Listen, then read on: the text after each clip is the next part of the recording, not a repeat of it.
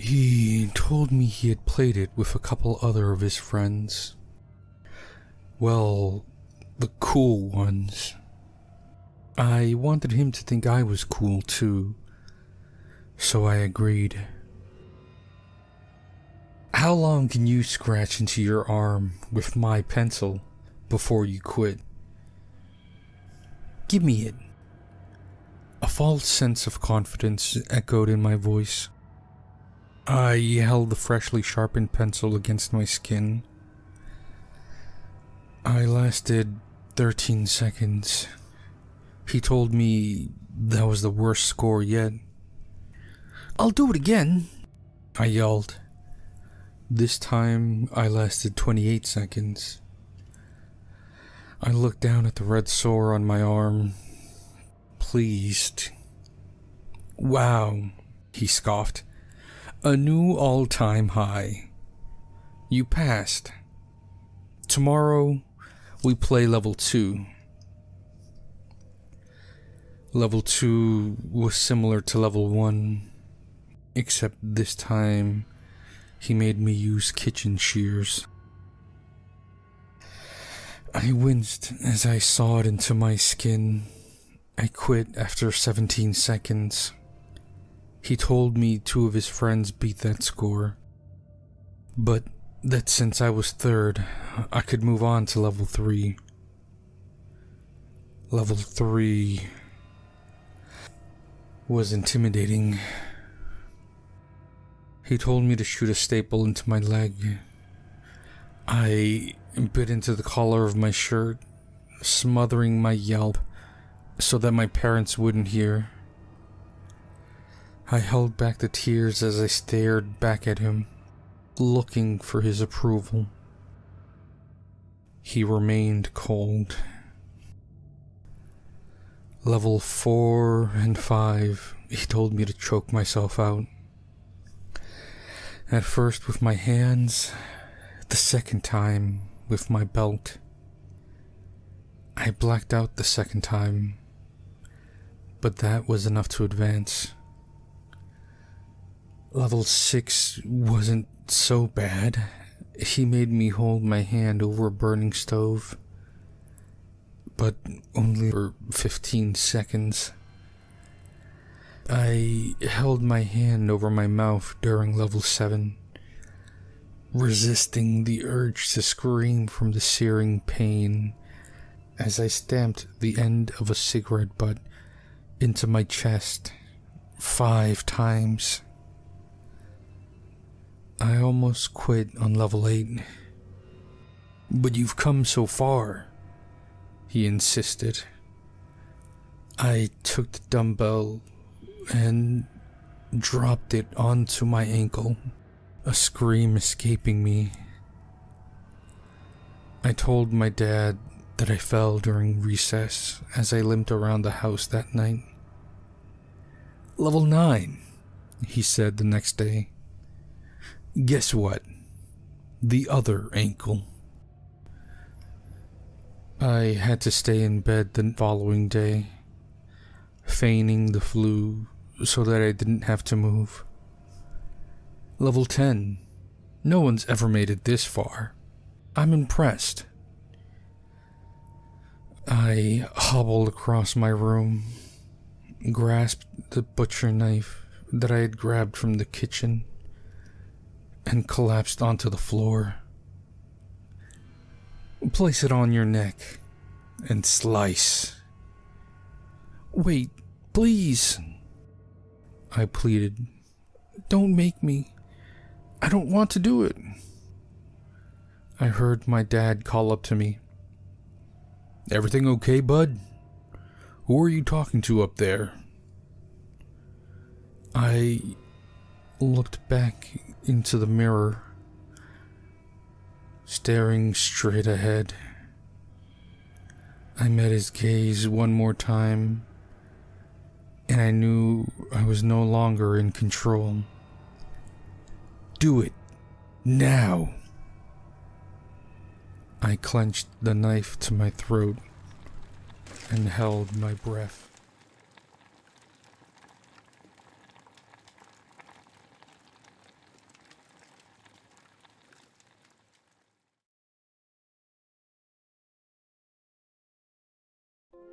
I walked into my dad's bedroom.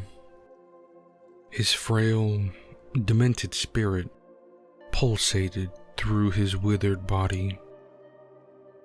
"Hi, how are we feeling today?" "Hey, son, I'm feeling better, actually." "That's not good for me." "Dad, I've been meaning to talk to you about something. I've always wanted to report you and turn you in, but I've been scared. Scared you'd hurt me like you hurt them." What are you talking about?" "I'm not scared of you now. Not in this state. You need to tell me about the women you killed." "What?" A cough interrupted his slurred speech. "Please, try to remember. You have a chance to finally bring some good into this world. Some peace for the families of the victims." I didn't kill anyone," he coughed out. "He's making this harder than I thought. Dad, they found DNA at the crime scene. We all know it's yours. You were sloppy, and you screwed up. If you consent, they will test the DNA against yours. The police need a little bit more to finally nail you to the wall." "Why are you doing this?" "Because you finally need to pay." Dad started crying. "I can't believe this. I'm so sorry." "There's one more thing. All those years ago, one of your victims, they found her body. A lock of hair had been cut off from her head. If you just remember where you hid it, you'd make all of this easier." "I'm sorry, I can't remember." "Is it in your safe? Can you remember the passcode?" "It's your mother's birthday. I can't forget that." I unlocked the safe. There was nothing there except for his passport and some money. "Oh my God. Is this it, Dad?" I pulled out long strands of tied hair and showed it to him. He saw this and started sobbing uncontrollably. "I'm so sorry. Please forgive me. If only you were this regretful all those years ago. This is the last time I'll ever be talking to you. I hope you despise whatever life you have left. You deserve it." I left the room while hearing his wailing behind me. I took off my shirt and removed the wire I had been wearing. I got a text from Detective Dokes. "Thank you. We finally have what we need to get him." Everything went smoothly after that. My dad agreed to have the DNA tested against him, and it matched. They found a lock of hair in his safe and matched it to the victim. Even in his frail state, they still gave him a life sentence.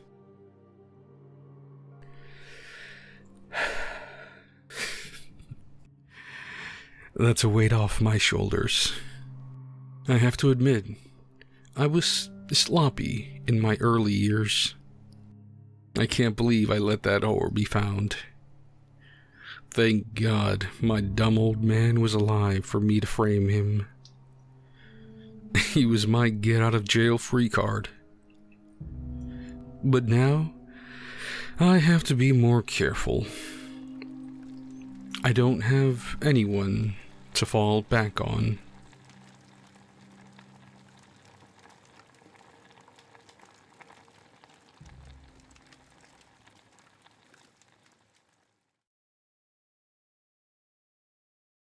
I have a problem. Lately, I've been having blackouts. Time seems to escape me. I'd be having a normal day, then suddenly, blackness. I wake up having skipped considerable hours, not knowing why it happened, nor what I did in my precious lost time. The weirdest part, I keep waking up with burns on my body. Burns from cigarettes. Even with these recent gaps in my timeline, I managed to live an uneventful life. I'd wake up, go to work, get back, drink a cola, smoke, lose time, wake up in bed, start over. Things were fine until I turned on the news. The latest victim of the cigarette killer has been found. The young man appears to have cigarette burns all over his body, with the main cause of death being the severance of the carotid artery. My heart stopped.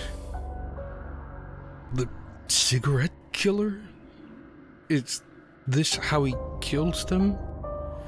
He burns them, then... Am I under threat? Whenever I lose time, I wake up with more burns than before. What the hell is happening? I decided to record myself. I set up a camera aimed right at me in my room. I wanted to know what happens when I black out. I sat in bed, drank my drink, and lit a cigarette, and waited. Blackness. I'm awake. I'm still in bed. That's good, right? I went over to check the footage on my computer. It's been deleted. What the fuck? Amidst my confusion, I turned to the news channel. The cigarette killer strikes again. A young woman has been found dead inside an abandoned factory, with the killer's signature burn marks covering her body. Oh my God. I recognize her. That's my neighbor. There's a pain that's hurting my shoulder. I take off my shirt and checked. It's another cigarette burn. This can't be. I locked all my doors and threw away the keys. I requested time off work. I got a pair of handcuffs and cuffed myself to the radiator. I swallowed the key that unlocks it. There is no way I am leaving this fucking radiator. I had some food and a cola to keep me energized, and a bucket to relieve myself in. I threw away my cigarettes as the thought of the killings terrified me. Blackness. I'm up, but not. Where am I? I looked around. I'm tied to a table. I can't move. I scream for help, but nothing. Smoke blew onto my face. A man greeted me with a cigarette in his hand. Have you been losing time? Did you think you were going crazy? What is this? Who are you? It's me. I am the cigarette killer. What? I drugged your drinks. I've been burning you slowly over time while you were out. So I'm not the killer? No, dumbass. I love that you thought so. But it's time now. You ready? He burned one last cigarette on my forehead. I felt a blade cut through my throat.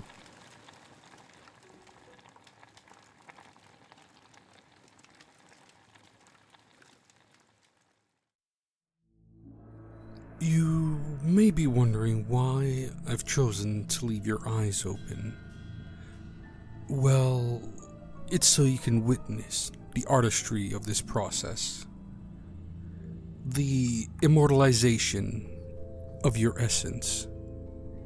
You won't be able to lift a finger or utter a sound, but your eyes will serve as a perfect window into my creative process that is about to unfold before you. I've got you propped up on this gurney. The straps are strong enough to hold you in place, so don't worry about sliding off. Setting up my art studio in your apartment wasn't an easy task. It took me a couple of days. Not once did you call or check in on your family during that time. Shame on you.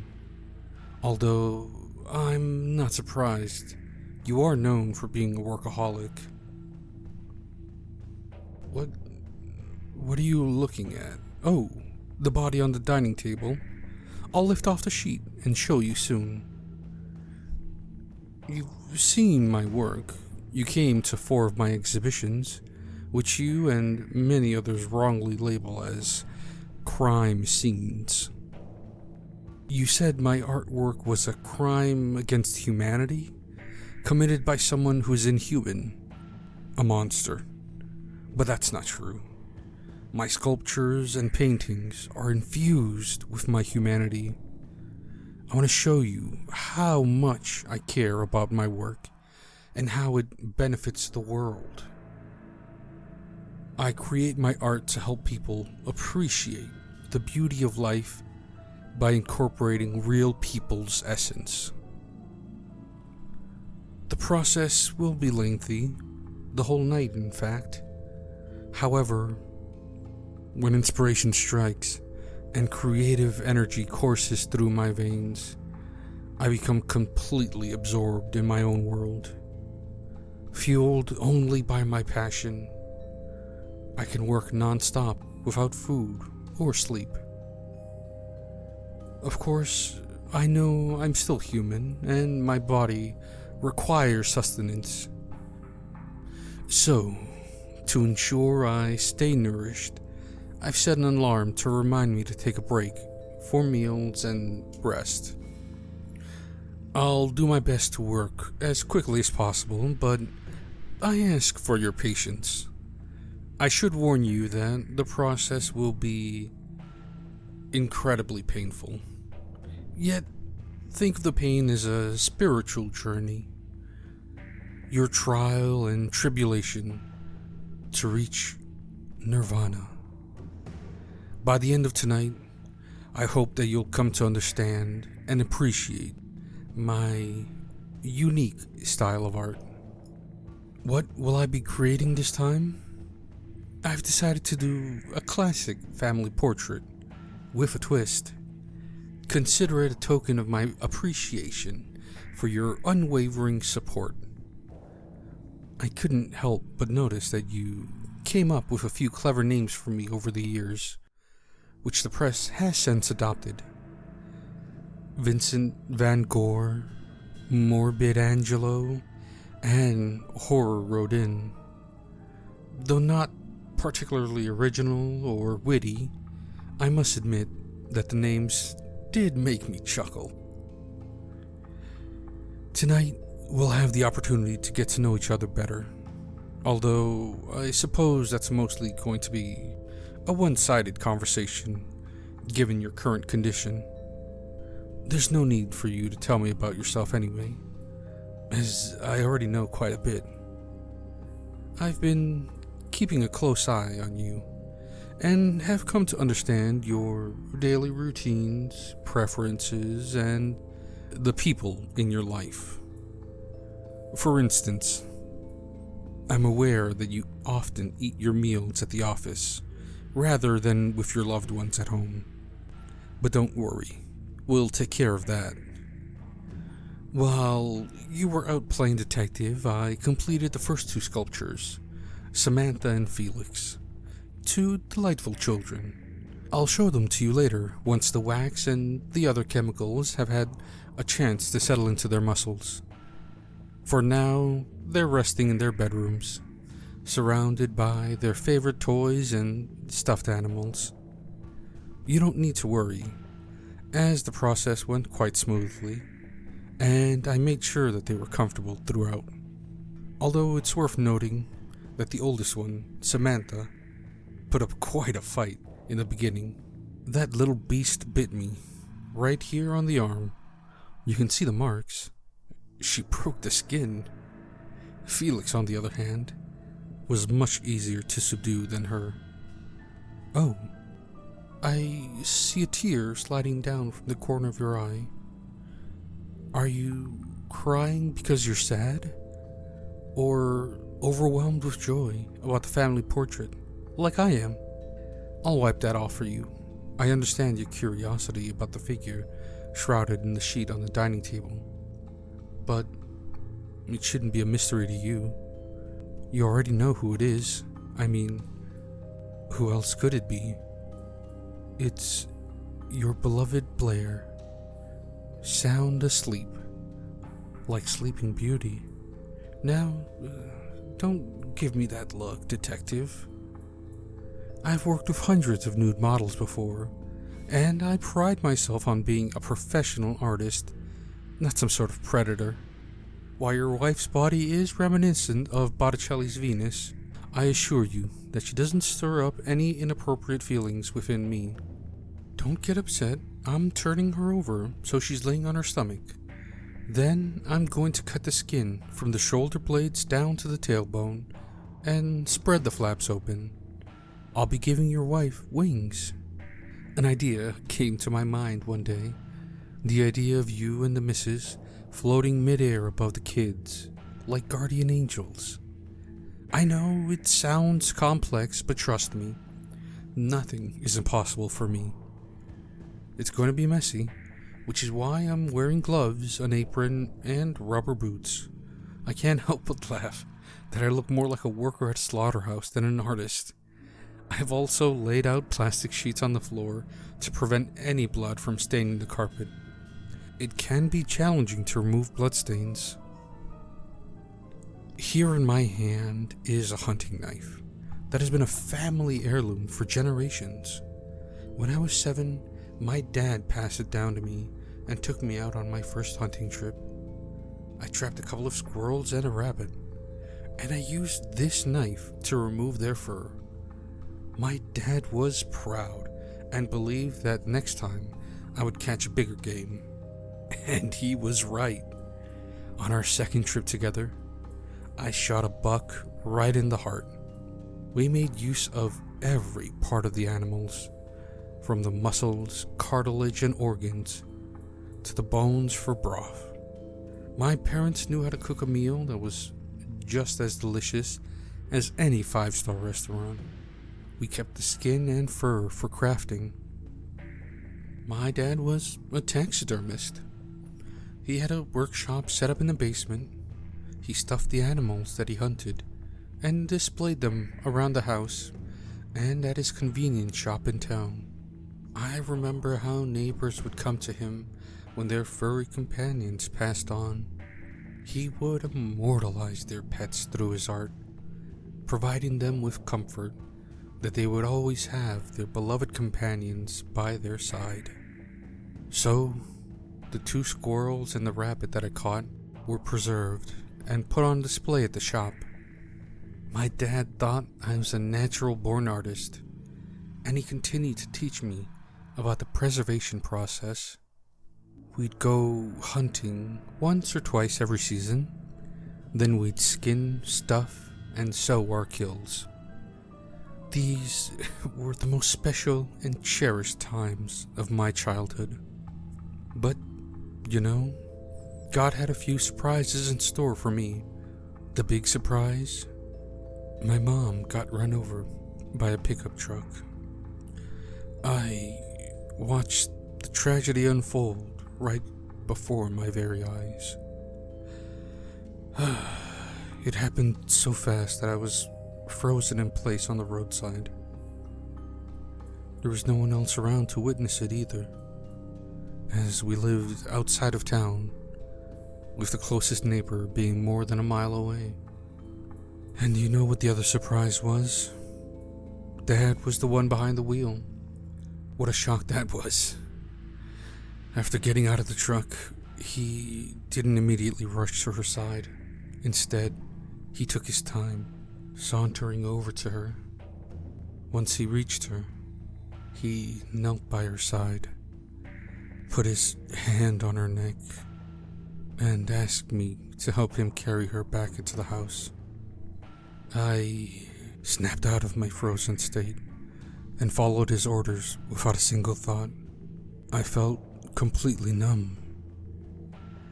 I took hold of her legs while he hooked his arms under hers.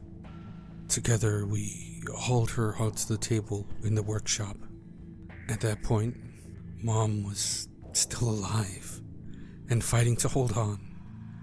But after an hour, she stopped breathing. Her dark brown eyes, however, remained open and seemed to glare up at me with a fierce intensity. Look, she's awake now. I can see how you fell in love with her, Detective. She has the same intense gaze my mother had. Hello there, sleepyhead. And just so you know, you won't be able to move a muscle or make a sound. The paralysis will wear off in a few hours, and you might regain some control over your body. I'll be administering another dose shortly, because I need you to remain as still as possible during this delicate procedure. I know that you're experiencing excruciating pain.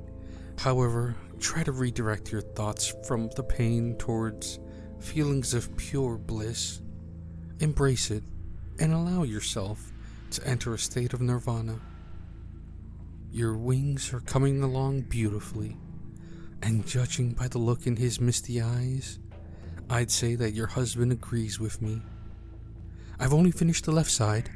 The skin has been cut from the shoulder blade to the tailbone. I'll be starting on the right side in a second. Now, where was I in my story? Yes. Mom's body was in the workshop, and Dad went straight to work on her. As for me, I stood by his side, seeing the process. handing him the tools he needed. I was scared, of course. I didn't understand why he was doing it. I had thought their marriage had been perfect. We were the quintessential nuclear family. Dad owned and ran a shop in town. Mom took care of the house and raised me, their only golden boy. I went to school, earned good grades, and played pee-wee baseball.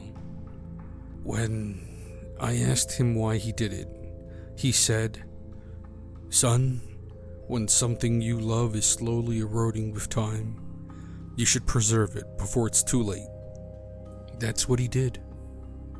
He assured me that Mom wasn't really gone, but her clock had stopped ticking, so we could capture the essence of her being before time took it away from us. That's when I began to understand him and his work more. Dad's entire process was a ritual in itself. Nothing was wasted. Absolutely nothing. He would remove the organs, including the tongue, and we consumed them as a way to incorporate part of the subject's essence into our own souls. Not to worry, I won't be consuming any part of you. In the end, Dad did such a magnificent job. Mom was already beautiful to me before, but after the process, she looked exquisite. Though her skin was cold to the touch, it appeared livelier and warmer than when she was alive. And her smile softened that intense final stare of hers. Dad brushed her hair and put it up in a bun. She had suffered a skull fracture when she was hit by the truck, but instead of fixing it, Dad had a brilliant idea. He asked me to go pick out her favorite flowers, which were marigolds. Mom had grown a bunch of them in the garden. After he widened the opening and scooped out the brain, he filled the inside of her skull with the flowers. Every day, Dad would dress Mom and apply her makeup.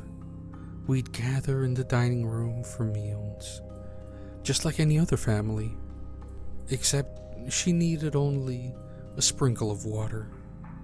In the afternoons, we would sit on the porch, where Mom would bask in the sunlight. Okay, I finished the right side. I wish you could see this, Blair. It's so breathtakingly beautiful. I believe your husband finds them beautiful too. He's crying again. His face is soaked with tears. Stop crying. There's still more work to be done. You're wondering what I'm gonna do with these shears.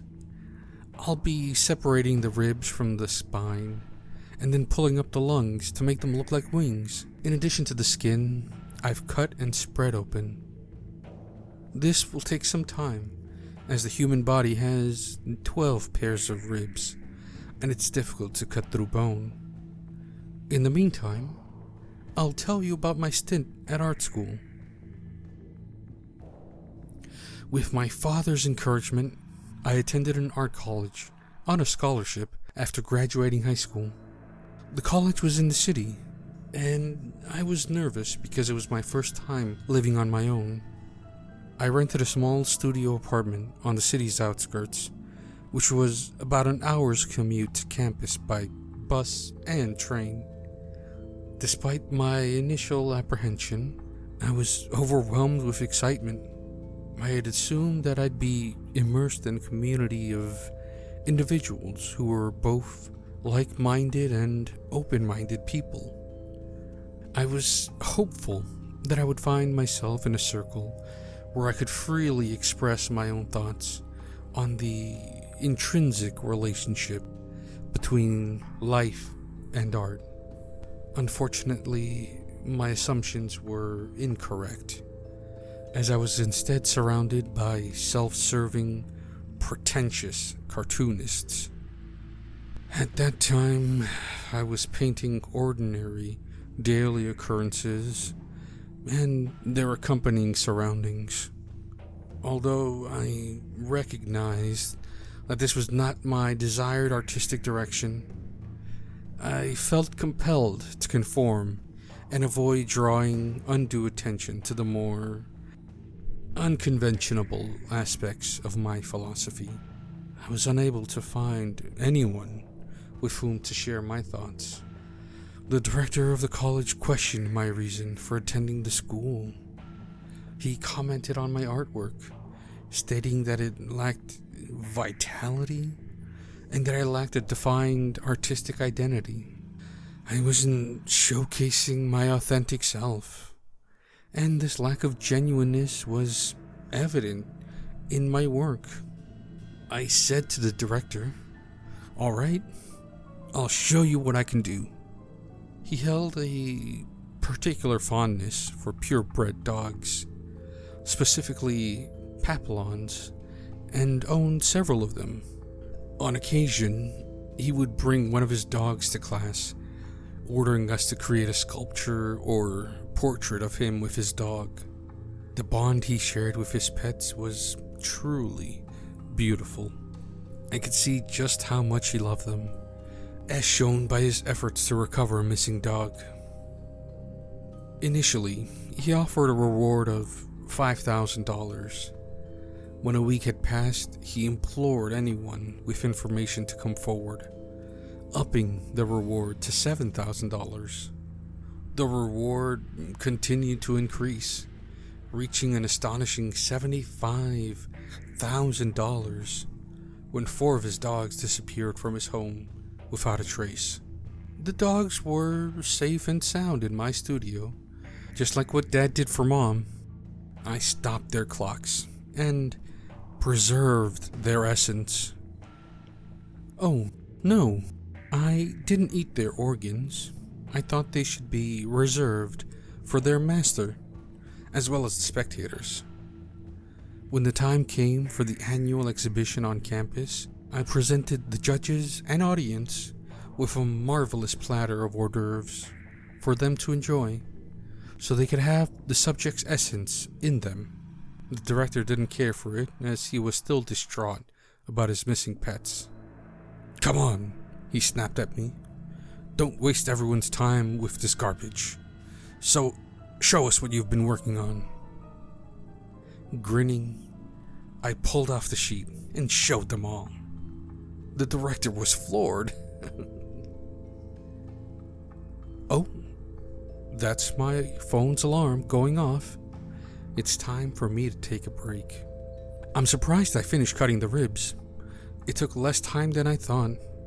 I am pleasantly surprised by the durability and sharpness of these shears. I bought them the other day from the home department store that's down the street from your children's school. I am not in the least bit hungry, but I am feeling thirsty. Let's see what you have in the kitchen." I see that there's not much. Ah, an unopened bottle of Merlot. Not bad. Are you thirsty, detective? Here, I'll help you take a sip. I'm going to lean the gurney back so the drink doesn't spill on you as much, and then I'll set you upright again. There we go. Drink up. It's not the best wine, but good enough to satiate the thirst. I'm certain you're curious about what happened after my first exhibition at the art school.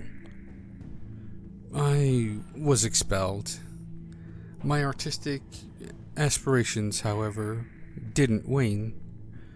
You undoubtedly know this. You've scrutinized my exhibitions, collecting samples, and examining the scenes I've created. Which one did you enjoy the most? Were you awed by my version of the Sistine Chapel? I thought it was my magnum opus. Everywhere I went, people were talking about it. But I think this family portrait will be much better. It'll be much more intimate and relatable to the layman. I get the sense that you're not the type to appreciate art. even if you were standing in the middle of the Sistine Chapel. You may even think that I'm wasting my life and that everything I do is worthless. But is it really? I do watch and read the news, and I know that my work has helped you advance your career. I've given you the attention you crave, and you're finally getting recognized as the good guy, trying to solve the biggest case in the nation. Please, don't assume that I'm envious of your success. That's not the case at all. In fact, I came here to offer my congratulations. As I mentioned earlier, the family portrait I'm creating is a gift from me to you. I believe it will generate a lot of buzz in the news. How about another glass of wine? Your wife probably would like a sip too. Never mind. She fell back asleep. I wish you could feel her lungs expanding and contracting. I'm pulling them up. Oh, they are so warm and soft to the touch. Just look at them. Don't they make gorgeous red wings? They're slowing down. Her breathing is becoming fainter and fainter. She's not asleep anymore. I think her clock stopped. She's now frozen in time. Now, let's hoist her up to the ceiling. As you can see, I nailed some rings up there to attach the hook chains. Once I get her secured, it'll be your turn to get wings.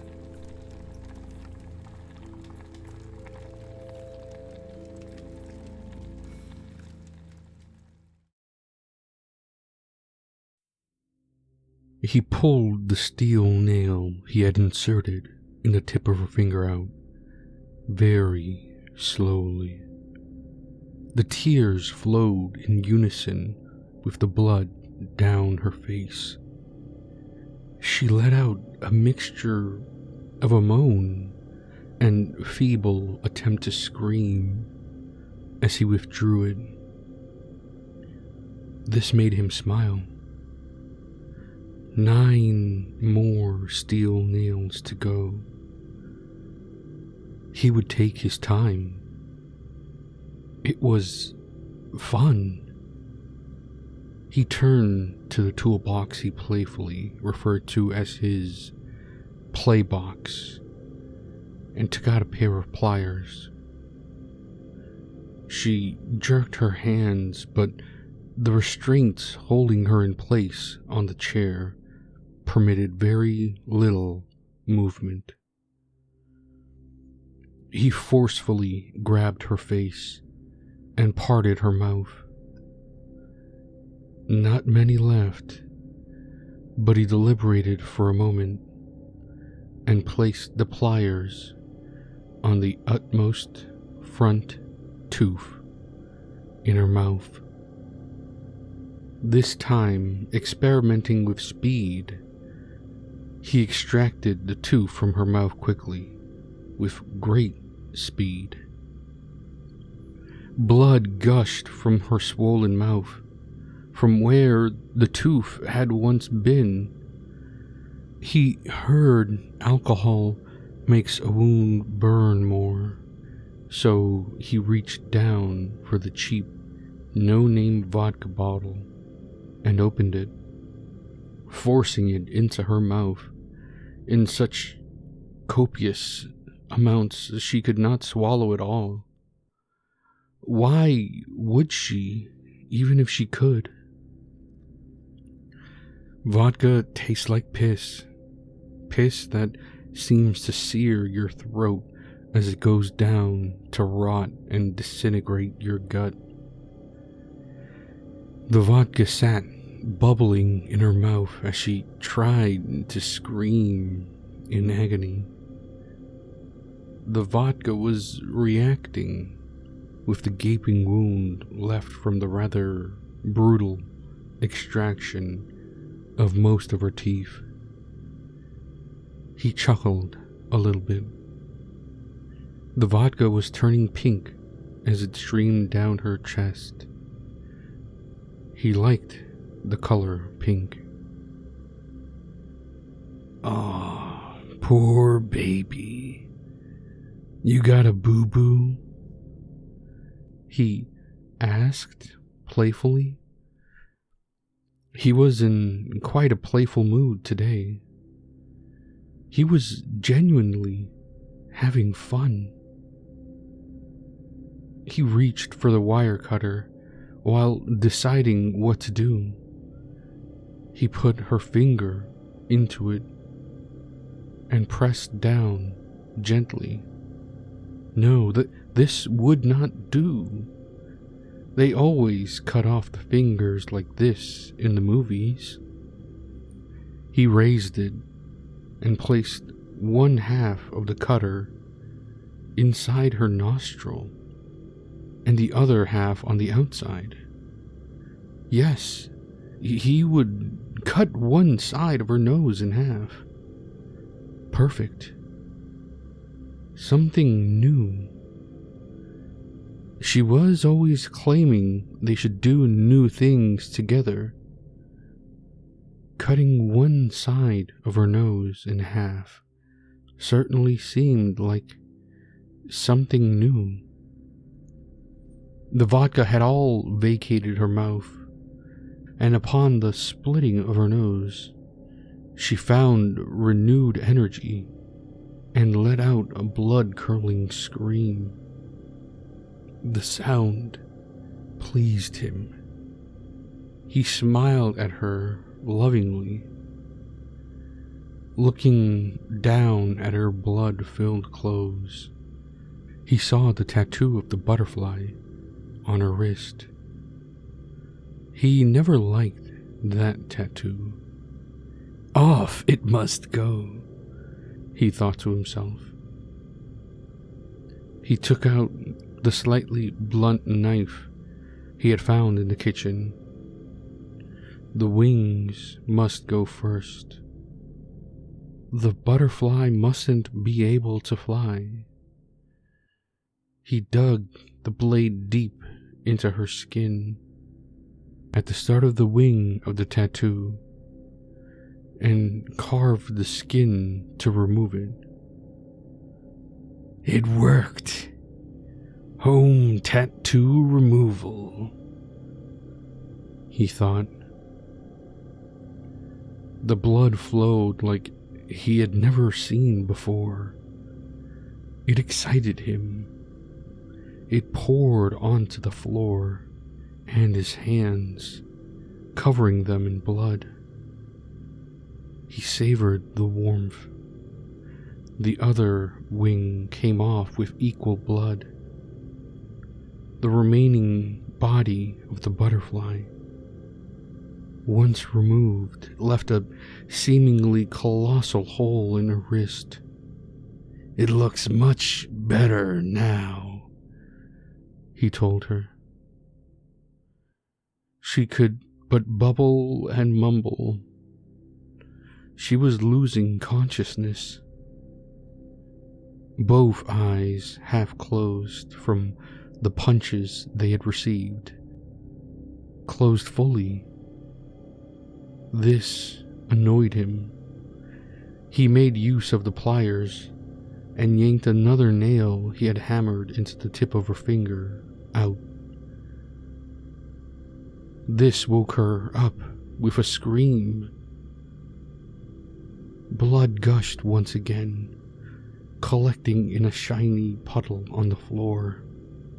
Like a child watching cartoons, this made him giggle. The underground room seemed even more ominous. This was his playground. He had friends in the construction industry that had offered him assistance to help him make the room soundproof. None could hear her scream, nor his demonic laughter. The only light in the almost bare room was the single light bulb hanging from the middle of the ceiling, highlighting the show taking place in the chair, placed directly in the middle of the room. An operating table sat next to the chair. Atop the table were his tools and toys. Some in the toy box, others lay scattered on the surface of the table. Blood collecting by the gallon on the table after dripping off the used instruments. He was bored of the game. It was time to stop playing. He picked up the scissors he had dismantled, such that it was virtually in half, blade and handle, and walked towards her. "Good night, dear," he said to her, as though he would see her when she wakes. He jerked her blonde hair backward to reveal her throat. He started on one end and cut ear to ear. Blood everywhere. It covered not only him and the floor, but completely drenched poor Jessica, now sitting lifeless in the chair. He let the blood flow taper down. It now merely trickled down her chest. He looked at the blade, grinning to himself, and gave the blade a small lick from the bottom to the top, just like he did when Ma would bake cookies and give him the mixer to clean. "Good morning, babe," Jessica said, waking him up. "Morning, hun," he replied, rolling over and giving her a kiss good morning. She got up off the bed. "Let me get breakfast ready." He playfully slapped her bottom as she left the bed. "I'll bring it up when it's done," she told him. He said nothing. He lay there in bed with a smile on his face, not at the thought of breakfast being brought to him by his loving wife in bed. He smiled at the thought of the exceedingly frequent dreams he had been having become a reality, of her blood gushing forth from every place imaginable, covering the floor, covering him.